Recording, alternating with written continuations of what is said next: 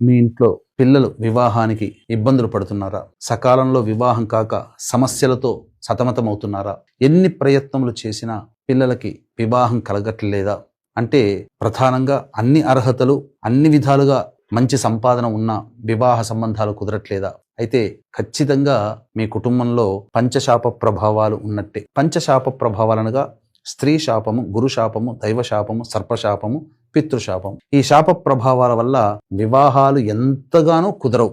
ప్రయత్నం చేస్తూనే ఉంటాం. అన్ని దగ్గర దాకా వచ్చి ఇక అయిపోతుంది అనుకునే సందర్భంలో మళ్ళీ మేము ఇప్పుడు ఆలోచించుకుంటామండి, మళ్ళీ తర్వాత మాట్లాడతాం అని చెప్పి పెట్టేస్తుంటారు. కాబట్టి ఈ పంచశాప నివృత్తికి ఆదివారము, అమావాస్య, అధిక జ్యేష్ఠ మాసం వచ్చినటువంటిది మహామహిమాన్వితమైనటువంటి సమయం. రోహిణీ నక్షత్రం కూడా ఉంది. కాబట్టి ఈ మంచి రోజున మన పీఠమాధ్వర్యంలో ఈ పంచశాప నివృత్తి పూజల హోమాలు జరిపించడం జరుగుతుంది.